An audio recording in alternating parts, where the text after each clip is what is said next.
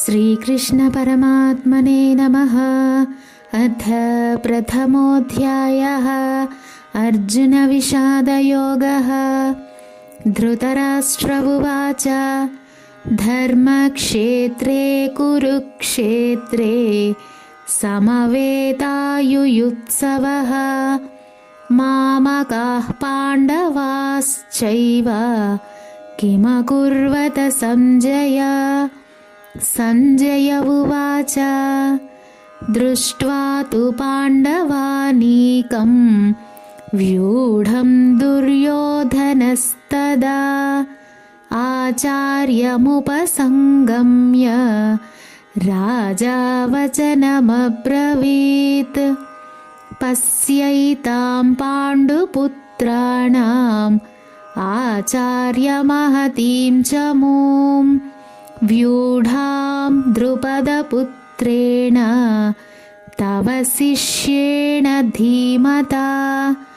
अत्र शूरा महेश्वासा भीमार्जुनसमायुधि युयुधानो विराटश्च द्रुपदश्च महारथः दृष्टकेतुश्चेकितानः काशीराजश्च वीर्यवान् पुरुजित्कुन्तिभोजश्च शैब्यश्च नरपुङ्गवः युधामन्युश्च विक्रान्त उत्तमौजाश्च वीर्यवान् सौभद्रो द्रौपदेयाश्च सर्व एव महारथाः।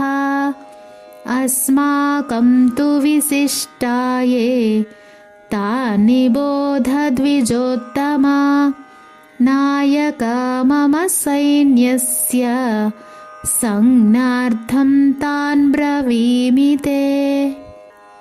भवान् भीष्मश्च कर्णश्च कृपश्च समितिञ्जयः अश्वत्थामा विकर्णश्च सौमदत्तिस्तथैव च अन्ये च बहवः शूरा मदर्थे त्यक्तजीविताः नानाशस्त्रप्रहरणाः सर्वे युद्धविशारदाः।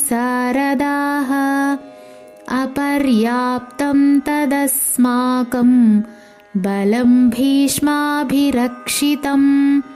पर्याप्तं त्विदमेतेषां बलं भीमाभिरक्षितम्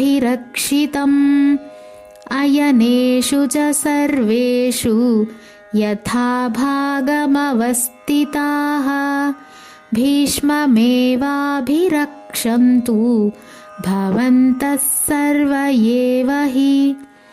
तस्य सञ्जनयन् हर्षं कुरु वृद्धः पितामहः सिंहनादं विनद्योच्चैः शङ्खं दद्मौ प्रतापवान्। ततः शङ्खाश्च भैर्यश्च पणवानकगोमुखाः सहसैवाभ्यहन्यन्त सशब्दस्तु मुलोऽभवत्। ततः श्वेतैर्हयैर्युक्ते महति स्यन्दने स्थितौ माधवः पाण्डवश्चैव दिव्यौ शङ्खौ प्रदद्मतुः पाञ्चजन्यं हृषीकेशो देवदत्तं धनञ्जयः पौण्ड्रं दद्मौ महाशङ्खं भीमकर्मावृकोदरः अनन्तविजयं राजा कुन्तीपुत्रो युधिष्ठिरः नकुलः सहदेवश्च सुघोषमणिपुष्पकौ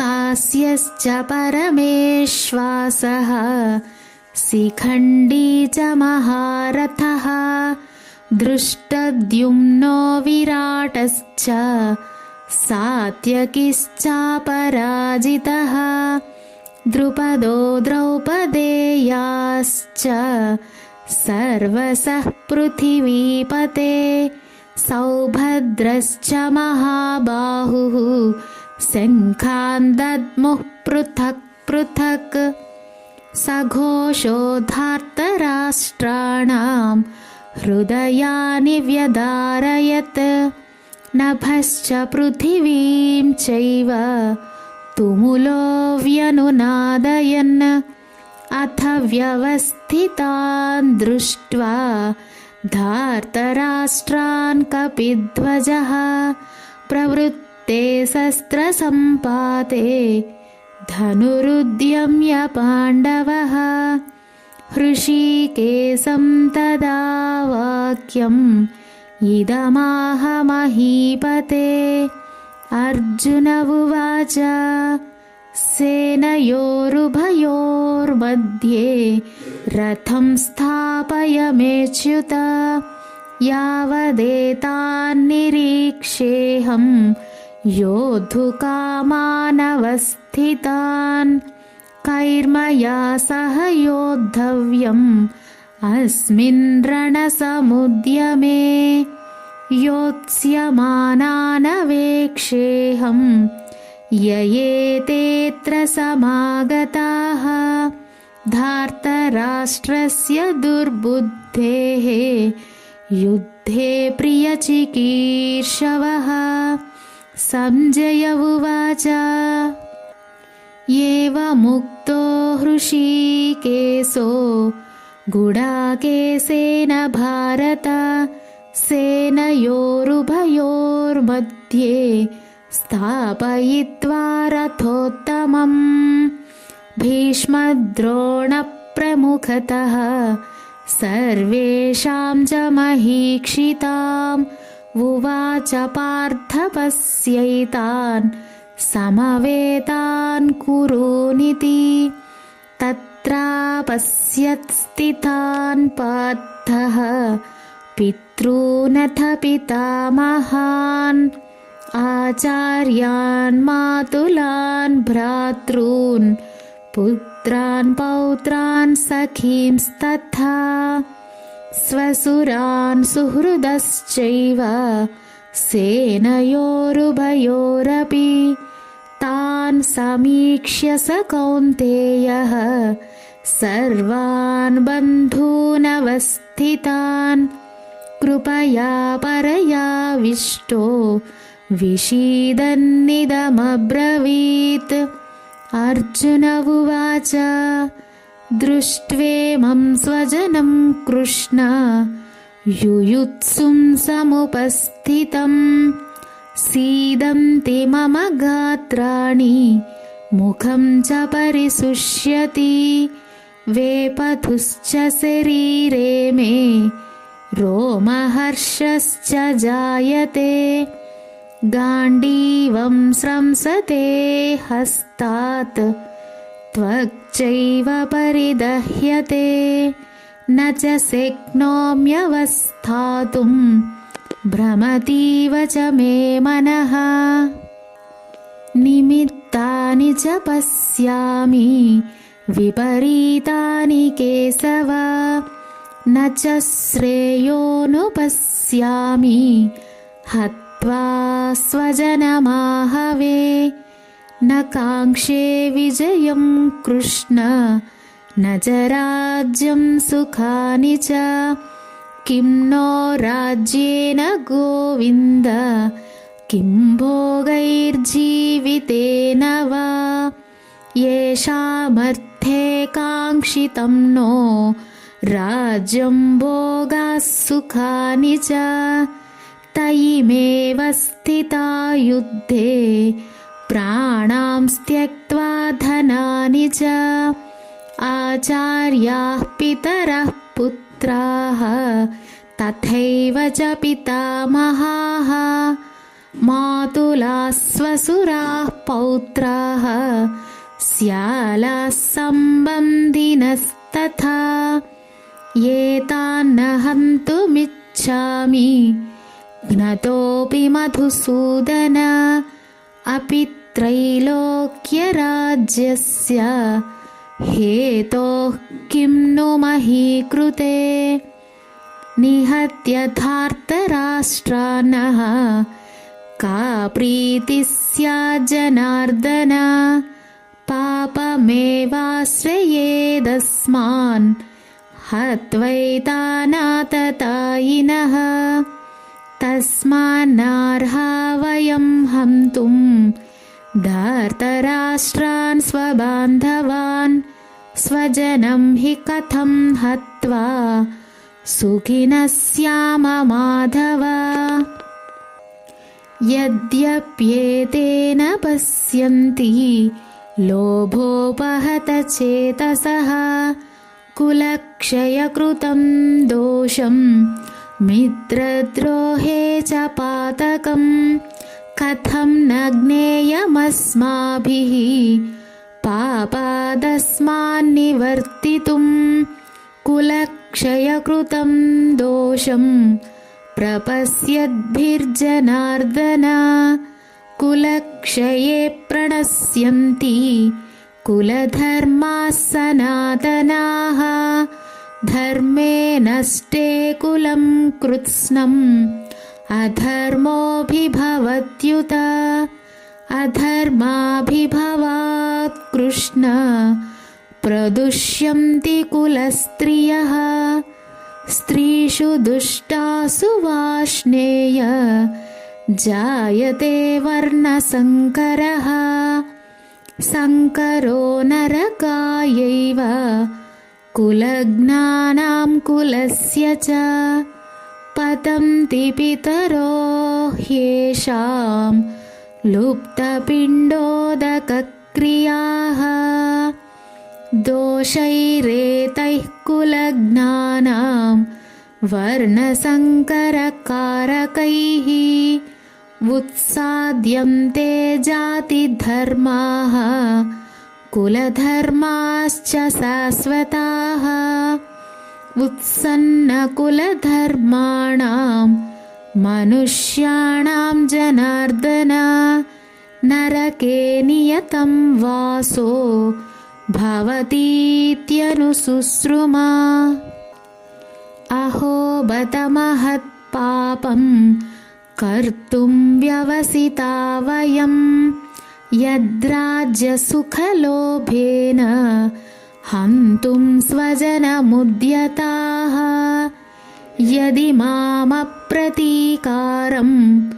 अशस्त्रं शस्त्रपाणयः धार्तराष्ट्रारणे हन्युः तन्मे क्षेमतरं भवेत् सञ्जय उवाच एवमुक्त्वार्जुनः सङ्ख्ये रथोपस्थ उपाविशत् विसृज्य ससरं चापं शोकसंविघ्नमानसः ॐ तत्सदिति श्रीमद्भगवद्गीतासु उपनिषत्सु ब्रह्मविद्यायां योगशास्त्रे श्रीकृष्णार्जुनसंवादे अर्जुनविषादयोगो नाम प्रथमोऽध्यायः। सर्वं శ్రీకృష్ణార్పణమస్తు. దాయాదులైన కౌరవులు పాండవుల మధ్య మొదలవ్వబోతున్న గొప్ప మహాభారత సంగ్రామ యుద్ధభూమి యందు భగవద్గీత చెప్పబడింది. ధృతరాష్ట్ర మహారాజు మరియు అతని మంత్రి సంజయుడికి మధ్య జరిగిన సంభాషణ రూపంలో భగవద్గీత విశదీకరించడం మొదలవుతుంది.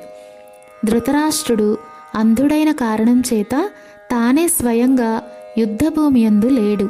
అందుకే సంజయుడు అతనికి యుద్ధరంగ విశేషాలను యథాతథంగా చెప్తున్నాడు. సంజయుడు మహాభారతాన్ని రచించిన మహాత్ముడైన వేదవ్యాసుని శిష్యుడు. వేదవ్యాసునికి సుదూరంలో జరిగే విషయాలను చూసే దివ్యశక్తి ఉంది. అదే శక్తిని సంజయుడికి యుద్ధభూమిలో జరిగే విశేషాలని ధృతరాష్ట్రునికి వివరించడానికి ఆయన ప్రసాదించాడు. ధృతరాష్ట్రుడు పలికెను, ఓ సంజయ, ధర్మభూమి అయిన కురుక్షేత్రంలో కూడి ఉండి మరియు యుద్ధకాంక్షతో ఉన్న నా పుత్రులు మరియు పాండుపుత్రులు ఏమి చేసిరి? సంజయుడు పలికెను, సైనిక వ్యూహాత్మకంగా నిలిపి ఉన్న పాండవ సైన్యాన్ని చూసిన దుర్యోధనుడు తన గురువు ద్రోణాచార్యుని సమీపించి ఈ విధంగా పలికెను, గౌరవనీయులైన గురువర్య, ద్రౌపదిని పుత్రుడైన ప్రతిభావంతుడైన మీ శిష్యుడిచే అత్యంత వ్యూహాత్మకంగా నిలపబడిన ఈ పాండవుల మహాసైన్యాన్ని చూడుము. వారి పక్షాన సైన్యంలో ఉన్న ఎంతోమంది శక్తివంతమైన యోధులను వీక్షించండి. యుయుధానుడు, విరాటుడు మరియు ద్రుపదుడు వంటి వారు గొప్ప ధనస్సులను ధరించి ఉన్నారు మరియు వారు యుద్ధ శౌర్యంలో భీమ అర్జునులతో సమానమైన వారు. అక్కడున్న పరాక్రమవంతులైన దృష్టకేతుడు, చేకితానుడు, వీరుడైన కాశీరాజు, పురుజిత్తు, కుంతిభోజుడు మరియు శైబుడు వీరందరూ ఉత్తమ వీరులే. వారి సైన్యంలో ఇంకా ధైర్యశాలి యుధామన్యుడు, వీరుడైన ఉత్తమౌజుడు, సుభద్ర కుమారుడు మరియు ద్రౌపదీ పుత్రులు ఉన్నారు. వీరందరూ శ్రేష్టమైన యుద్ధవీరులే. ఓ బ్రాహ్మణోత్తమ, మన పక్షంలో ఉన్న ప్రధాన యోధుల గురించి కూడా వినుము. వీరు నాయకులుగా అత్యంత యోగ్యమైన వారు. మీ ఎరుకకై ఇప్పుడు వీరి గురించి తెలుపుచున్నాను. మీరును భీష్ముడు, కర్ణుడు, కృపాచార్యుడు, అశ్వత్థామ, వికర్ణుడు మరియు భూరిశ్రవుడు వీరందరూ ఎప్పటికీ యుద్ధంలో విజయులే. ఇంకా చాలామంది వీరయోధులు కూడా నా కోసం ప్రాణాలు అర్పించడానికి సిద్ధంగా ఉన్నారు. వీరందరూ యుద్ధ విద్యలో ప్రావీణ్యం కలవారు మరియు అనేక రకములైన ఆయుధాలను కలిగి ఉన్నారు. మన సైనిక బలం అపరిమితమైనది మరియు మనం భీష్మ పితామహుడిచే రక్షించబడుతున్నాము. కానీ భీముడిచే జాగ్రత్తగా ఏర్పాటు చేయబడి రక్షించబడుచున్న పాండవ సైన్యం పరిమితమైనది. కావున కౌరవ సేనా నాయకులందరికీ మీ వ్యూహాత్మక స్థానాలను పరీక్షిస్తూ భీష్మ పితామహుడికి పూర్తి సహకారం అందించమని పిలుపునిస్తున్నాను. అప్పుడు కురువృద్ధుడు, మహోన్నత మూలపురుషుడు అయిన భీష్మ పితామహుడు సింహంలా గర్జించాడు మరియు తన శంఖాన్ని పెద్ద శబ్దంతో పూరిస్తూ దుర్యోధనుడికి హర్షమును కలుగజేసెను. ఆ తరువాత శంఖములు, డోళ్ళు, ఢంకాలు, భేరీలు మరియు కొమ్ము వాయిద్యాలు ఒక్కసారిగా మ్రోగినవి మరియు వాటన్నిటి కలిసిన శబ్దం భయానకముగా ఉండెను. ఆ తరువాత పాండవ సైన్యం మధ్యలో నుండి తెల్లని గుర్రములు పూంచి ఉన్న ఒక అద్భుతమైన రథంలో కూర్చుని ఉన్న మాధవుడు మరియు అర్జునుడు తమ దివ్య శంఖములను పూరించారు. హృషీకేశుడు పాంచజన్యం అనబడే శంఖాన్ని పూరించాడు మరియు అర్జునుడు దేవదత్తాన్ని పూరించాడు. గొప్పగా భుజించేవాడు, అత్యంత కష్టసాధ్య కార్యములను చేయునట్టి భీముడు పౌండ్రం అనబడే బ్రహ్మాండమైన శంఖమును పూరించెను. యుధిష్ఠిర మహారాజు అనంత విజయాన్ని పూరించాడు. నకుల సహదేవులు సుఘోష మణిపుష్పకములు అనే శంఖాలను పూరించారు. గొప్ప విలుకాడైన కాశీరాజు, మహారథుడైన శిఖండి, దృష్టద్యుమ్నుడు, విరాటుడు మరియు అజేయుడైన సాత్యకి, ద్రుపదుడు, ద్రౌపది యొక్క 5 కుమారులు మరియు భుజగ బలము కలవాడు సుభద్రాపుత్రుడు అయిన అభిమన్యుడు వీరందరూ తమ తమ శంఖాలను పూరించారు. ఓ ధృతరాష్ట్ర, ఆ భీకరమైన శబ్దానికి భూమి ఆకాశాలు దద్దరిల్లెను. అది మీ తనయుల హృదయాలను బ్రద్దలు చేసును. ఆ సమయంలో తన రథం జెండాపై హనుమంతుని చిహ్నం కలిగి ఉన్న పాండుపుత్రుడు అర్జునుడు తన ధనస్సును తీసుకున్నాడు. సమరానికి ఎదురుగా నిలిచి ఉన్న మీ పుత్రులను చూసి, ఓ రాజా, అర్జునుడు శ్రీకృష్ణుడితో ఇలా అన్నాడు, ఓ అచ్యుత, దయచేసి నా రథాన్ని 2 సైన్యాల మధ్యకి తీసుకొని వెళ్ళుము. ఈ మహాపోరాటంలో రణరంగంలో నిలిచి ఉన్న ఎవరెవరితో యుద్ధం చేయవలసి ఉన్నదో నేను చూడాలి. దుర్బుద్ధి గల ధృతరాష్ట్రుని పుత్రుల్ని సంతోషపెట్టడం కొరకు అతని పక్షాన యుద్ధానికి వచ్చి ఉన్న అందరినీ ఒకసారి నాకు చూడాలనిపిస్తున్నది. సంజయుడు ఇలా అన్నాడు, ఓ ధృతరాష్ట్ర, ఈ విధంగా నిద్రని జయించిన వాడైన అర్జునుడు కోరిన విధంగా శ్రీకృష్ణుడు ఆ వైభవోపేతమైన రథమును 2 సైన్యముల మధ్యకు నడిపించి నిలిపెను.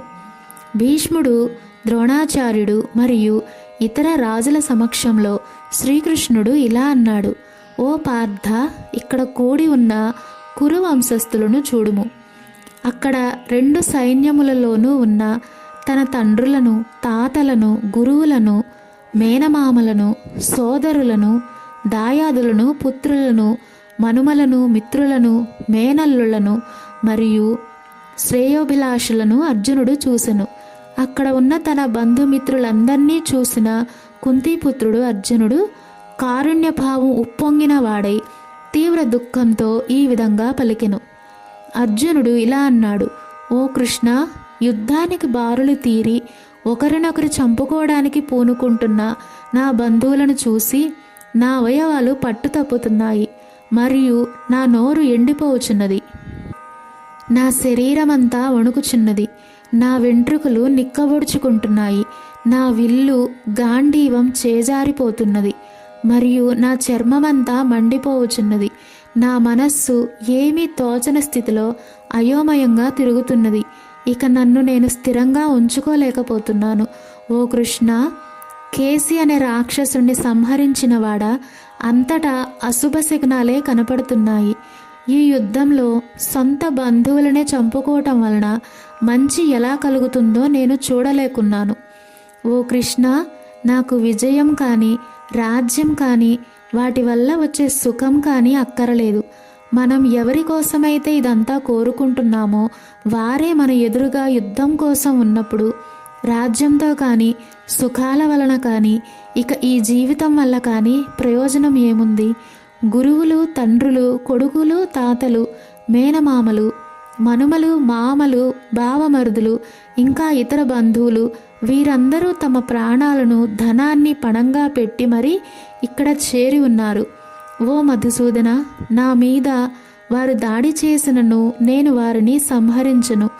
ధృతరాష్ట్రుని పుత్రులను సంహరించినను ఈ భూమండలమే కాదు, ముల్లోకములపై ఆధిపత్యం సాధించినా సరే ఏం తృప్తి ఉంటుంది మనకి? ఓ జనార్దన, ధృతరాష్ట్ర తనయులను చంపి మనం ఎలా సంతోషంగా ఉండగలము? వారు దుర్మార్గపు దురాక్రమణదారులైన వారిని సంహరిస్తే మనకి పాపం తప్పకుండా చుట్టుకుంటుంది కదా. కాబట్టి స్వంత దాయాదులైన ధృతరాష్ట్రుని పుత్రులను మరియు స్నేహితులను చంపడం మనకు తగదు. ఓ మాధవ, మన సొంత వారినే చంపుకొని మనం సుఖంగా ఎలా ఉండగలము? వారి ఆలోచనలు దురాశనే నిండిపోయి బంధువులను సర్వనాశనం చేయటంలో కానీ లేదా మిత్రులపై విశ్వాసఘాతుకత్వం చేయటంలో కానీ వారు దోషం చూడటం లేదు. కానీ ఓ జనార్దన, మనవారినే చంపటంలో ఉన్న దోషాన్ని చక్కగా చూడగలిగిన మనము ఈ పాపపు పని నుండి ఎందుకు తప్పుకోకూడదు? వంశనాశనం జరిగినప్పుడు ఆ వంశాచారములన్నీ అంతరించిపోవును మరియు మిగిలిన కుటుంబ సభ్యులు అధర్మపరులగుదురు. దుర్గుణాలు ప్రబలిపోవటం వలన ఓ కృష్ణ, కుల స్త్రీలు నీతి తప్పిన వారు అగుదురు మరియు స్త్రీల యొక్క అనైతిక ప్రవర్తనల వల్ల ఓ వృష్టి వంశస్థుడా అవాంఛిత సంతానం జన్మిస్తారు. ఓ వృష్ణి వంశస్థుడా, అవాంఛిత సంతానం జన్మిస్తారు. అవాంఛిత సంతానం పెరగటం వలన కులమునకు కుల నాశనం చేసిన వారికి కూడా నరకము ప్రాప్తించును. శ్రాద్ధ తర్పణములు లుప్తమైన కారణముగా ఆ భ్రష్టు పట్టిన వంశ పూర్వీకులు కూడా పతనమవుదురు. కుటుంబ ఆచారం నాశనము చేసి అవాంఛిత సంతానం పొందడానికి కారణమైన వారి దుష్ట చేష్టల వలన అనేకానేక సామాజిక కుటుంబ సంక్షేమ ధర్మములు నశించిపోవును. ఓ జనార్దన, కులాచారములను నాశనం చేసిన వారు నిరవధికముగా నరకంలోనే ఉంటారని నేను పండితుల నుండి విని విన్నాను. అయ్యో, ఎంత ఆశ్చర్యం! దారుణమైన పరిణామాలు కలగజేసే ఈ మహాపాపం చేయడానికి మనం నిశ్చయించాము. రాజ్య సుఖములపై కాంక్షతో మన బంధువులనే చంపడానికి సిద్ధపడ్డాము. ఆయుధాలు చేతిలో ఉన్న ధృతరాష్ట్రుని పుత్రులు ఆయుధాలు లేకుండా ప్రతిఘటించకుండా ఉన్న నన్ను యుద్ధభూమిలో చంపివేసినా సరే అది దీనికంటే మేలే, సంజయుడు పలికెను. ఈ విధంగా పలికిన అర్జునుడు దీనస్థితిలో తీవ్ర శోక సంతప్తుడై తన బాణాలను ధనస్సును పక్కన జార విడిచి రథంలో కూలబడ్డాడు.